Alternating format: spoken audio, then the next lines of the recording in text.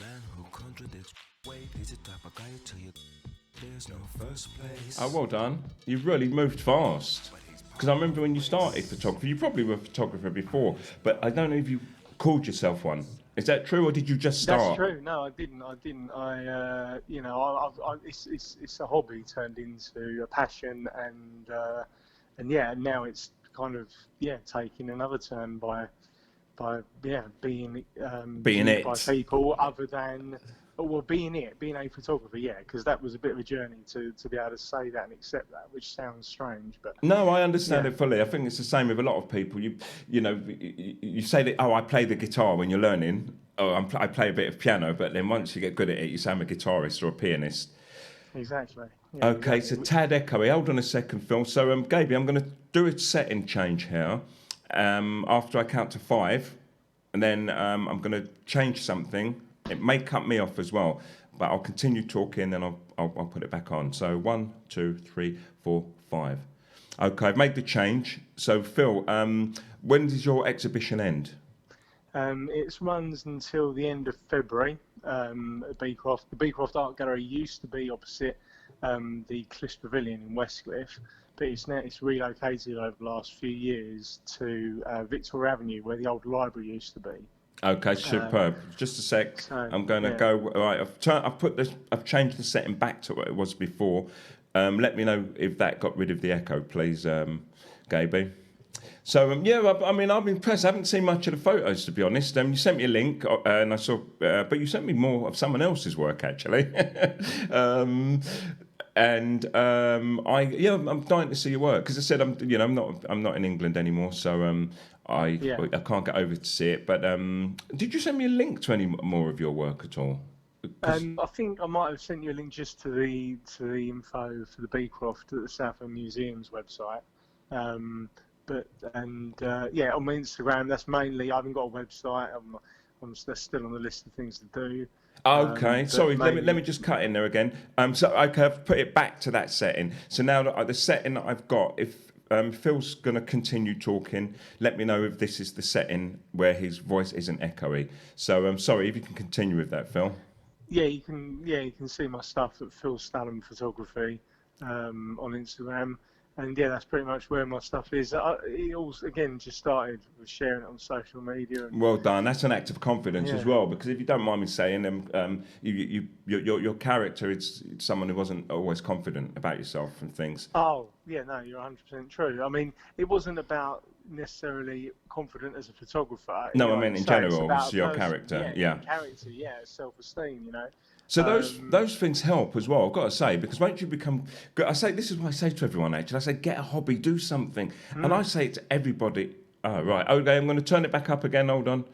Right, I'm put the setting back again. Let me know. Sorry, Gaby, if you can stay on, I'm going to keep on messing around with this. If you need to go, let me know, and I'll find another victim. I mean, helper, assistant. And what happens is I say, there's a delay. I'm not sure because I just done the setting. I don't know if, and you wasn't talking. You cut out a little bit then. But you wasn't actually talking. In fact, I'm listening to you. So That's what you got. You can't see yourself. You're not looking at yourself on the internet, are you? You're using your. No. Okay, right. Okay, that's fine.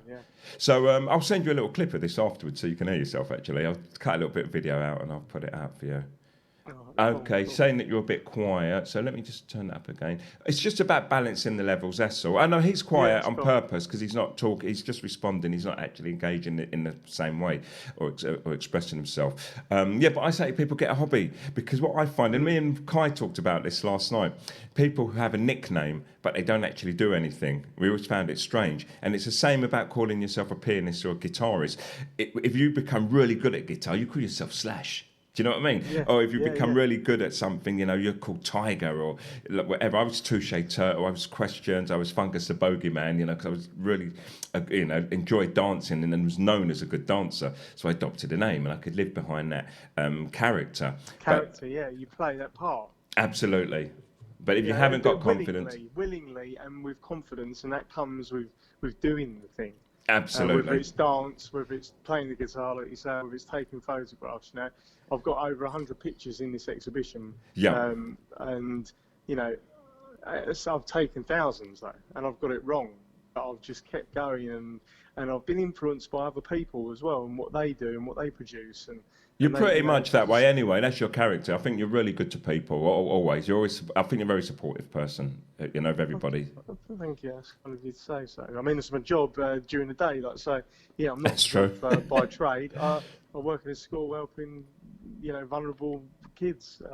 Oh, fantastic! Yeah, definitely a good man, Phil is, and we've only met once. We have only met once. But I think it's the same thing when you meet some people. As I said with Shosh, you know, the first time I met her, and the same with me, and you straight away, you just know this is my friend because you're that kind of person. You'd rather accept someone, I believe. Tell me if I'm wrong. I do this. I'll accept someone as good, and they have to do bad for me not to like them. I won't assume that they're bad and they have to win my my favour, or you know, win. What's the word I'm looking for? They don't have to win me over. Yeah. I just like them. I accept them and go, well done. And people say, oh, you're too open. Sometimes you're going to get hurt one day or something. I think, you know, you can only. You can't judge someone too soon. You know, you've got to have a lived experience with someone, and like you say, if amongst that time they do something which brings into question their character or loyalty or whatever, then absolutely, then you may look twice. And if it's really blatantly obvious, then, you know, we've got some safeguards. Thanks a lot, Gaby. I'm going to leave it as it is for the moment because I think the problem may be fluctuating levels. I'm losing you a little bit. I don't know if you're losing me, but I'm losing you a bit. So no, I'm actually fine. I stepped back from the mic a bit. So right. So there's some issue here. I really can't put my finger on it because I've had good audio other times. I've added some new software since. I'm going to take that all off. So Phil, I'll say thanks very much for doing that for me. Thanks for the chat. And I hope to see you sometime soon in the future, mate. Okay. Cool. Bye. Care. Bye-bye. Ladies and gentlemen, that was Phil Stallam. A little bit of a test. If anyone else wants to call in for a bit of a share their life story on the test, be my guest. So as Phil was saying now, and once again, you can see we agree, and we agree. Obviously, there comes a point when you don't always agree with somebody, but our connection, I think, is based on a much deeper level where we're very open and I'd say honest as well. So therefore, we agree on most things, and if we don't, we agree that that's that person's view and that's that person's opinion. And I've been very strong on this in my life. When I've not, it's because I want confrontation. And I've talked about this. I don't want to hear your stories about me having to be a perfect human being.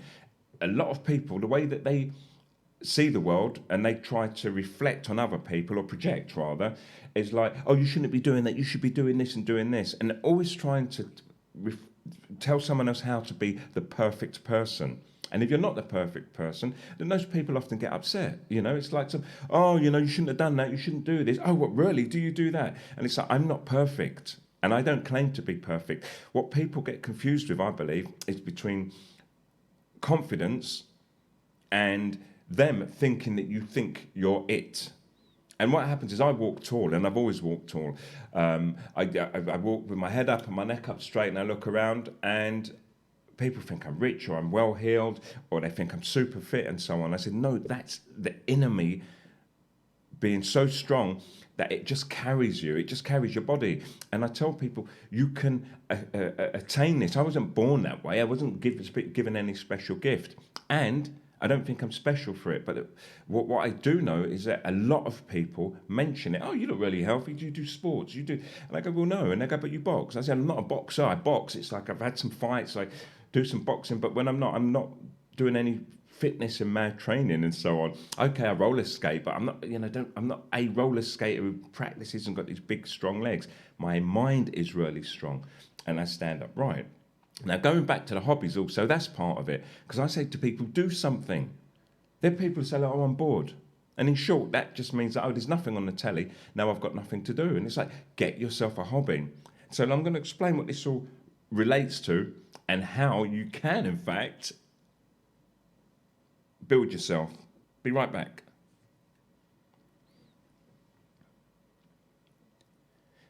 Rosita, you call on Messenger. You know my name and my surname, babe. Right, so I don't need a caller in right now, actually, but if you do want to call when I finish this, well, you're welcome to have a chat, because I think, yeah, it would be good. But what I say about hobbies is this. Now, it's not necessarily having only the hobby, but doing things. And this may sound really strange if you're not going to open your mind. So listen carefully, think about it, then challenge me if you need to. So what I was explaining to a friend of mine the other day, she was in just a while ago, actually. I don't know if she's still on.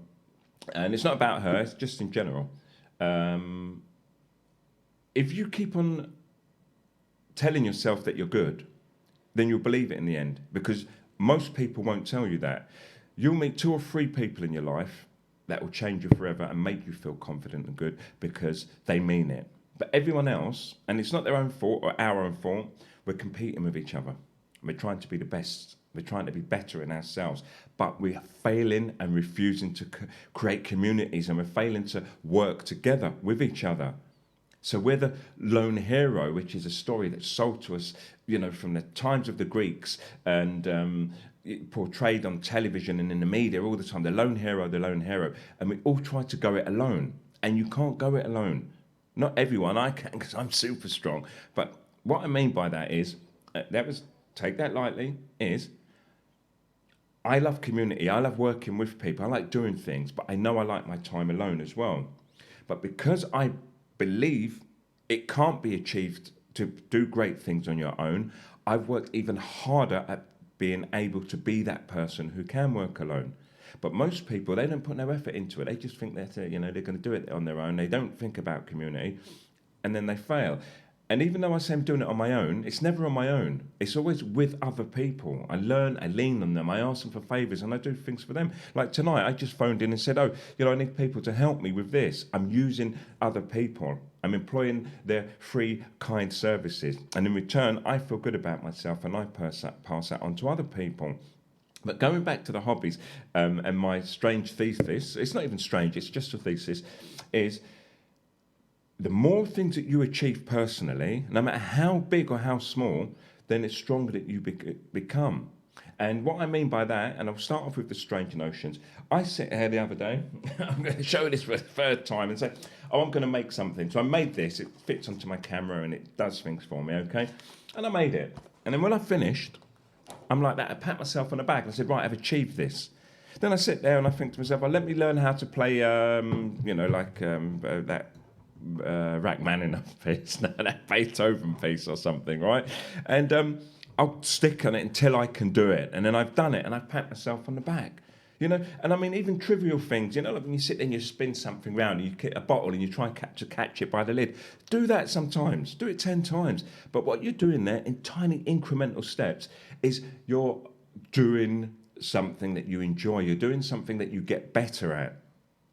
And you pat yourself on the back. I walk down the road sometimes and I think, right, I'm going to avoid those. There's like grey paving slabs and some dark grey ones. And I think every time I get to a dark grey one, I'm going to kind of like jump over it. And I do it.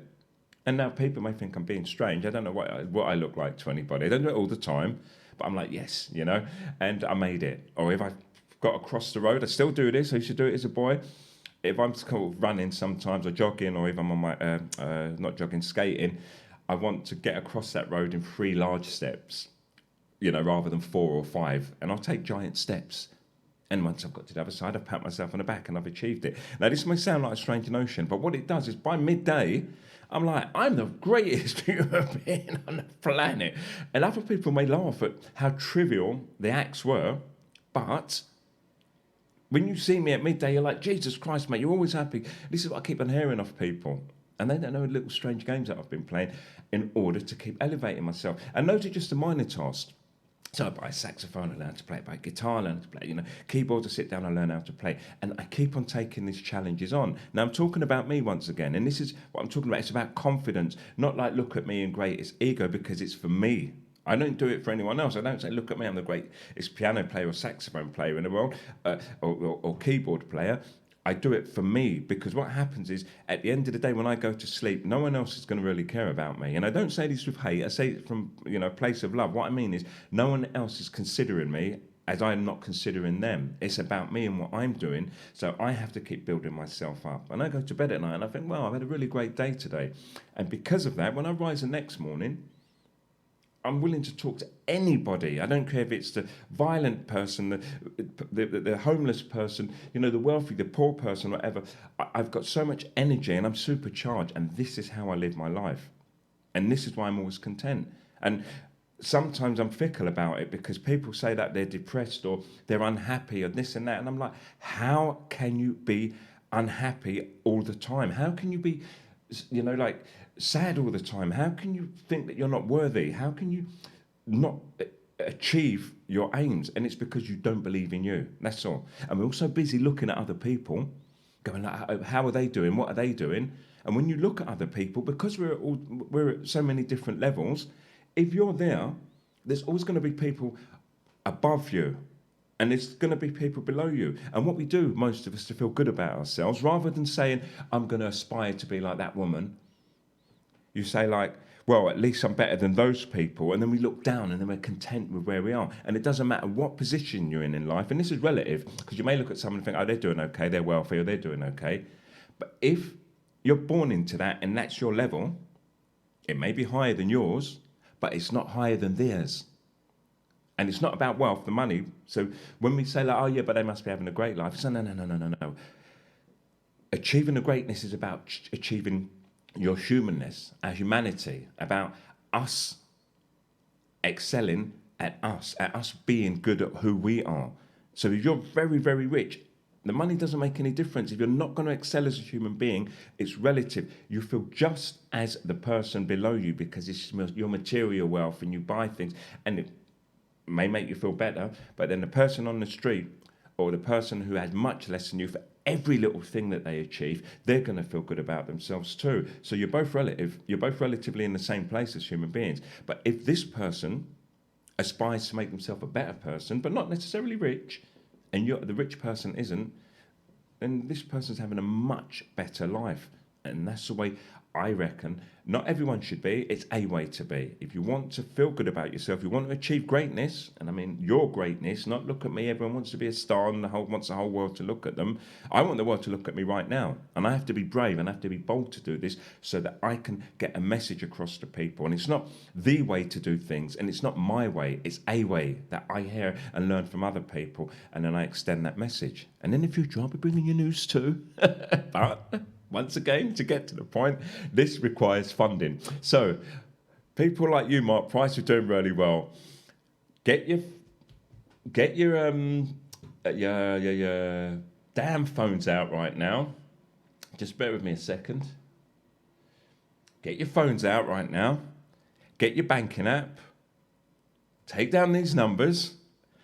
And if you think I'm doing a great show, if you've learned anything from anything I've said, if you think you've got something to pass on to someone else, or you just appreciate the work and you want to see this grow, a show about the people, by the people, for the people, whereby we can have me at the moment as a central source of information and fun as well, fun and frivolities, send me £1. Send me enough for a beer. If you're big and rich enough like Mark Price, send the big, big stuff, you know, and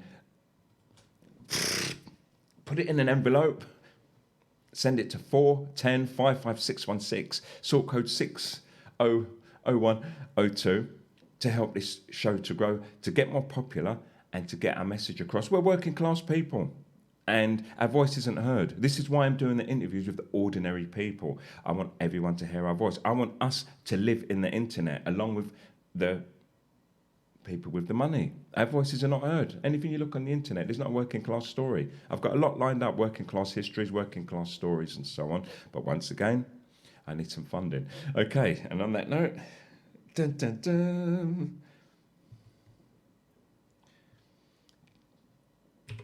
It doesn't work. You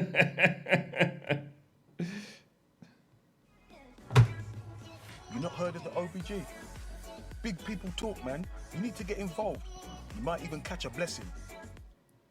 Yeah, Mark, you've carved a bit of a life for yourself as well, I've got to say.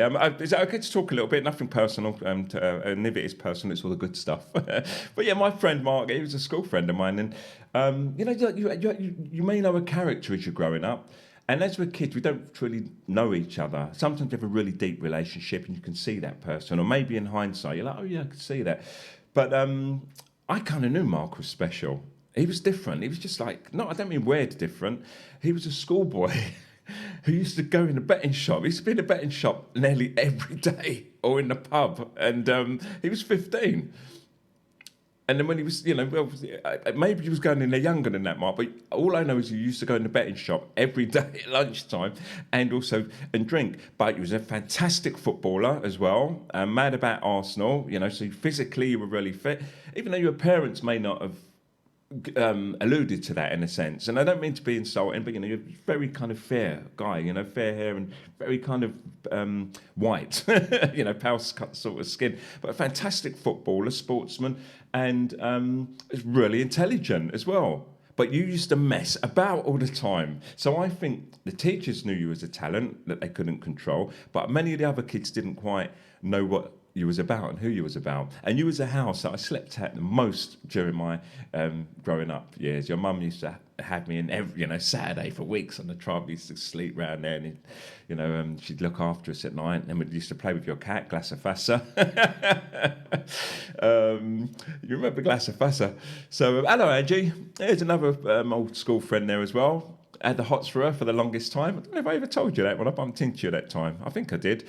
Anyway, it's easy to say these things. It's like 40 years later. One of the cutest girls in my school, actually. So, I just asked for some contributions. Thought that was talking about growing and doing hobbies and how you can grow personally.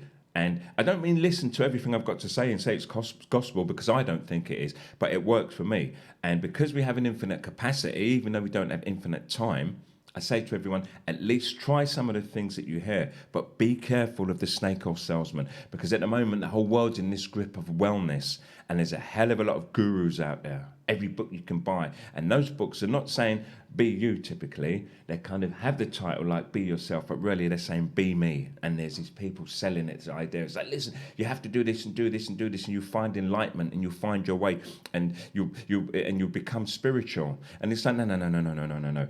Everything you do in your life, your personal life, is how you become spiritual and how you grow. Everything that you do and everything you believe in is you. Those books, they very, very rarely, if ever, give you that kind of advice. Those books are written by writers. They're good at writing. And I'm not talking about every single one of them. There's a few gems out there, like everything. But in the majority, like pop music or any genre of music, there's 10 good songs for every 1,000 songs made. Maybe less than that. 5 good songs for every 1,000 songs made. And with books, it's the same thing. So this person's not really a spiritual leader or nothing. They're a writer. And what they've done is they've gone and done their research, and they know this is topical on how to sell a book, and they'll write about it. And it doesn't only happen in that genre, in that arena. It happens in lots of other disciplines too. So I'd say to you, if you want to grow and you want to be strong, believe in yourself, that's all. And when you believe in yourself, you do whatever you want to do, and you succeed at whatever you want to do. A lot of the time people say, no, but I've tried to be me, but I failed, I can't get the job I want. And it's like, it's very likely not you, that's why. You may be like aspiring to get a job, you may think, but I've tried to be a supermodel for years, and it's like, I know you want to do it, but if you wanted it bad enough, no matter what form you are, you'd get it, and then that'd be the new thing. When you see a supermodel, and they say, we've got a black supermodel now, and she fought against all odds, and she stayed the course, and she made it. Or you've got like this, in England, a large, size 10, like size 18 or something woman, and she's pursued it, and she's pushed that, and she got what she wanted, because she believed in herself. But everyone else hasn't worked hard enough at believing in themselves, or they've not thought really hard enough about what they want to do. But if you think hard about what you want to do, it's often, in many cases, not what you're actually doing. How many of you, as children, in the job you're in now, some of you maybe, sat there thought, when I grow up, I want to sit in an office typing on a typewriter and putting figures into spreadsheets for a company. Or thought, and I'm not putting people down, I'm not talking about levels of job, whatever. Or thought, I want to go and work in a factory when I leave school and do, like just put cherries on cakes. Now, for us regular kids and working class, we were raised to do that. It was like, you're working class, you're in a comprehensive school, right, we're going to have careers session. You go to a career session and they're like, right, okay, these are the jobs. Bus driver, some of the smarter ones are you can maybe get a job as a bank clerk. So there's jobs in Ford's motor factory. There's a binman and, there's all these other jobs and they're important jobs. But some of us just weren't cut out for that. Some of us were like, I'm not doing that. I swore I'm never, ever going to work in a factory, ever. And I kept that almost. When I was going out with a girl many years ago, I was working, she was working, but I'd had to, if you want to earn some extra money, we're getting rid of the cleaner. So me and her used to go to the office and clean, and sometimes we'd go and do a day or two in the factory, in the late evenings, just to, for the extra money. And it was a bit of an adventure more than anything. So I've done it, but not as means to an end, not to pay my rent or anything like that. So you have to pursue your dreams, do what you want, find the job you want, but we're often not in the job that we want because we've just landed there or we need bills. And I think a lot of you people can identify with this. When I've been I've never ever really fucking been unemployed. I just don't want to work or I'm earning my own money. And I remember going to the job centre because I had to get these forms to fill in and stuff like that. And, you had to, this is when you were young, so, are you working? And there was things called job centres. I don't know what they're called now. They're all kind of tied into the state. They're rubbish. But this goes, oh, yeah, right, what job? And you go and look for a job. There's jobs to be done there, basically. You just go and get jobs. And I was like, I'm sorry about this. I don't want to break my nails. I was that kind of attitude. And talking about mentally, cerebrally, there's where my nails were getting broken. And it was like, no, I'm better than this. And not only that, I didn't think I was better than anyone else, but I'm not ready to work. I'm only 16. I'm only 18. I'm only 21. I'm only 25. Do you know what I mean? I'm learning life. I don't want to go and sit in any stinky workplace and work until I die. And two people advised me to that. One guy, when I was really young, about 12, he said to me that, don't work too hard all your life. And he told me these stories. And another guy, Clifford Edge, his name was, he said to me, look, Cedric, he said, it's not worth it. He said, what'll happen is you work until you're 65 and then you retire and you die 2 years later. And I always just said, I'm not going to do it. So I kind of worked hard at carving something for myself. Now, once again, to pass that on to you, you can still do the same. Some of us are getting a bit old. I understand that. It's harder. You don't want to take stuff in. Maybe you haven't got the physical means anymore. But typically, even if it isn't work, go out and find a hobby, which I was talking about earlier. I'm going around full circle. It's time to finish. Learn something. We always say, I'm too old, my hands are too small to play a guitar and so on. You can do whatever you put your mind to. And you have to keep in mind, you don't have to be a rock star. You don't have to be world famous. You don't have to be the best in the world. You don't have to be the best in your group. If you're the best in your house when you're practicing at that moment, that will suffice. So remember, be kind to yourself because you're the most important person in your life. I am the OBG.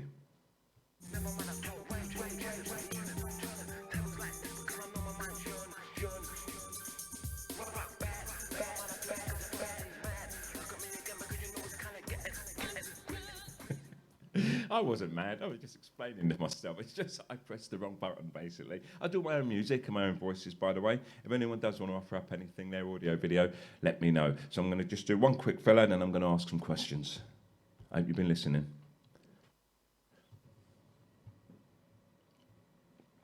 Thank you very much, Alexander, Edward Tyler. Thank you very much. Hello, Paulius. Milking the afro, you. I bet you were laughing too. I'm going to read these from the top down. I'm going to lose context. Hello, Carl. Hello, Debbie. Sorry, I didn't see you there. Thanks for letting me share that about you, Mark. Angie, sorry for embarrassing you. Yeah, I start off doing a test, Carl. I've just got so much to say. And then it just comes out, And I hope it's a positive thing that I'm saying and doing here because I really want this show to grow for us, And I want you to say that you took part because I've got aspirations. I've got big dreams for this. And what I'm hoping is that, in year 2, we'd be like, wow, do you remember that crazy guy who said he was going to do this show? It's like massive. And it's not about the size of it for stature.